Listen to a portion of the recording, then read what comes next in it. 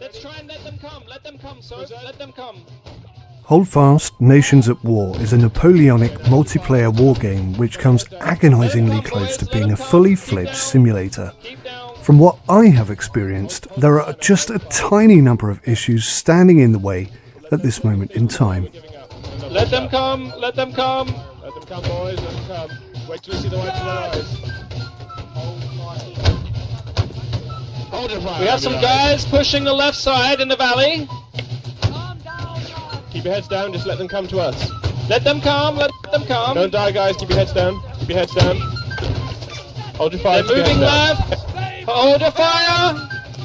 Hold your fire, damn your eyes. We need to move some men to the left side. The whole line move to the left, please. Yeah, we got a few men coming on the left here. Okay, men. Hold your fire. Make ready on the left. Hold Make ready on the left. Present. Hold your fire. Present. Let them have it, boy.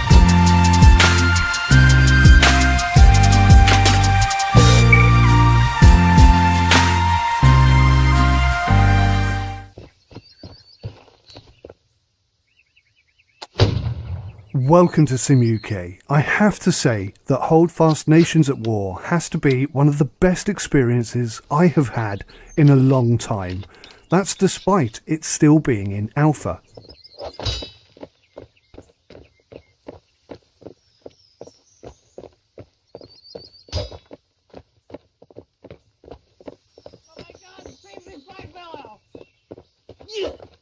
Save that man! Save him! Shoot! Shoot! God damn you! Firmly set in the Napoleonic Era, Holdfast Nations at War boasts impressive 150-player mega battles, split between naval and land-based conflict. The two battle types are understandably separated, but both are pretty impressive in their own right. Slow march. Forward march. Let's go, boys. Holdfast Nations at War is still very much in alpha, and by all accounts it has been for some considerable time. This does mean that certain aspects of the game are missing or incomplete, and many changes are likely to occur during the remaining months and perhaps even years of development. 2, 1, charge! Start, boys! Over the top! Over the top! Forward turn! Charge!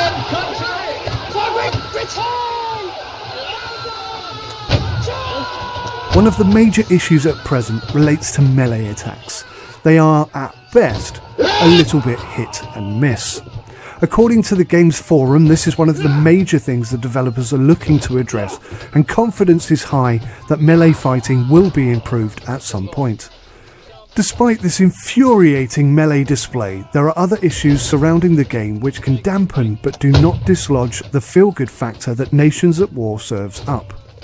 Some gameplay alterations also need to be considered, like spawn points for example. As it stands right now, spawn points are often out in the open and miles away from the objective. They can easily be overrun, and spawn killing is fair game here. However, the game experience is so good that, to be honest, nobody really cares that much about these issues. Gather together here, boys. We must make a stand. We must make a stand here.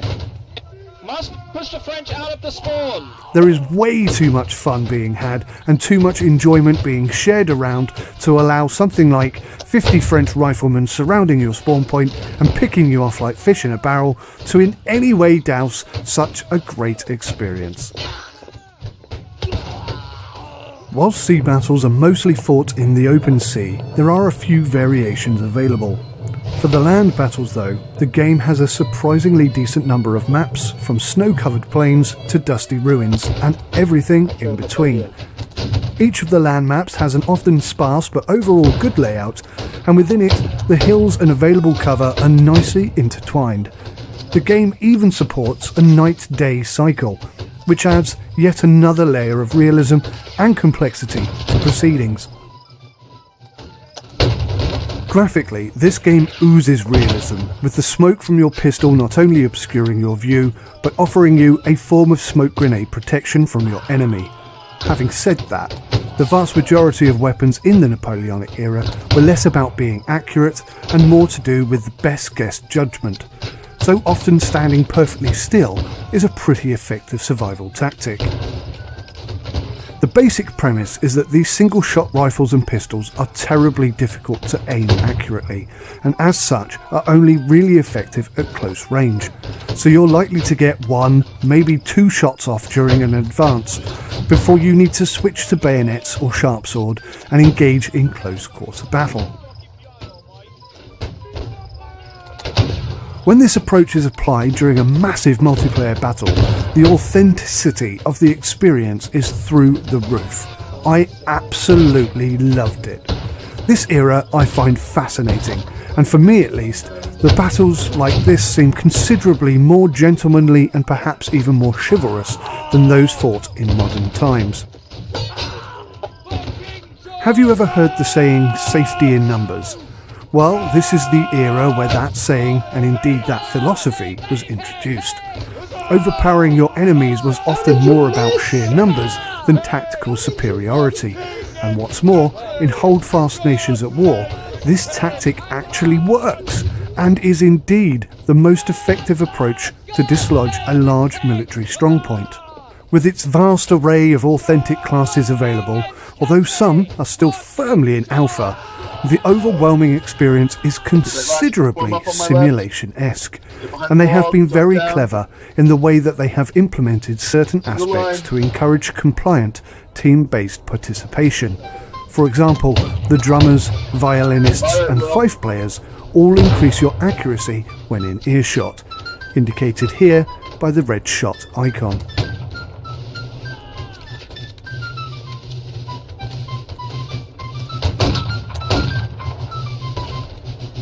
Roleplay is something I thought was well behind me. I consider myself to be too old, too straight-laced, and too much of a grumpy old man to be able to comply in such silliness. But Holdfast has shown me this is not the case. After a while of playing, I could simply not resist joining in with the old colonial TeamSpeak banter, and despite feeling like a complete pillock, I loved every moment. There are even entire battalions who work together and play entirely in line formation, and it is truly a sight to behold. Come aboard, lads. When you switch over to the naval battles, the experience is completely different, but still retains that high level of realism. Thanks, mate. Unlike land battles, sea battles are unavoidably team-based, and your crewmates, and more importantly, your captain, will make a huge difference to not only your successful outcome, but also the level of enjoyment that you will get during the battle. Let's get at 'em. Holdfast is a very accomplished and hugely entertaining game, which serves up one of the most authentic Napoleonic experiences to date. Say something a bit more cheerful, mate. We're finally moving. Yes, please. Holdfast Nations at War is a tremendous achievement, and with future development looking likely to include cavalry, this is undoubtedly one title you should look to have in your collection. One good cannonball to our hull and we're done for, so let's try and get aboard as quick as possible. Right you are, sir. Right you are.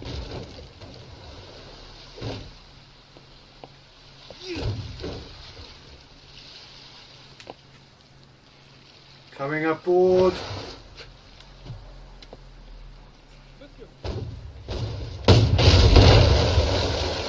Good shot. Go on, lads. Get at him.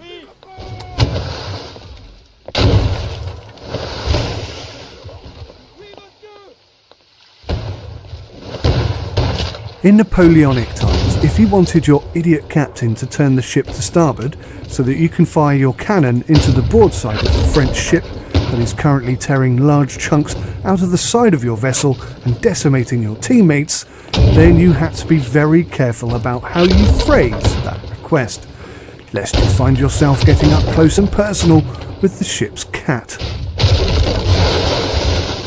Whoa. Well, that makes it easier to see. Captain, cannot see her side. Captain, we can't hit her if we can't see her.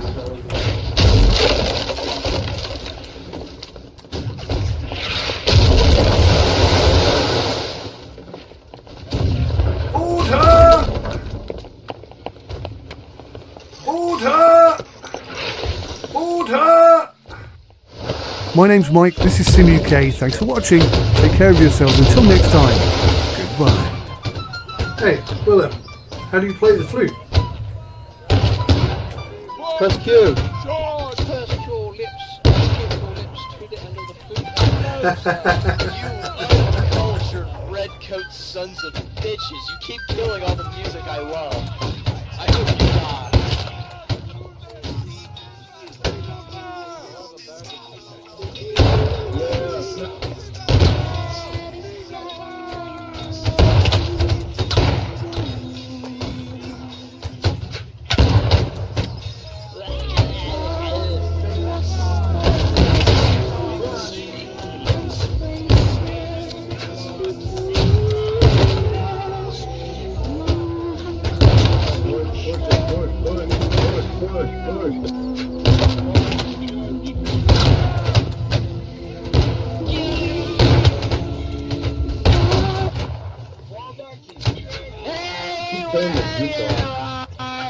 Oh, fuck. Oh, no way, no way.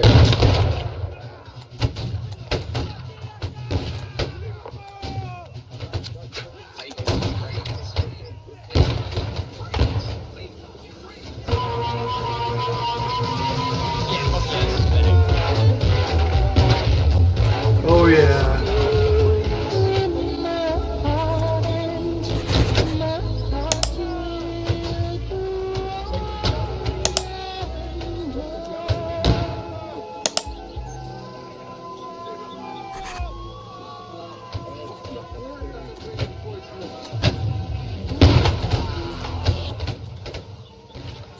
Die with honor.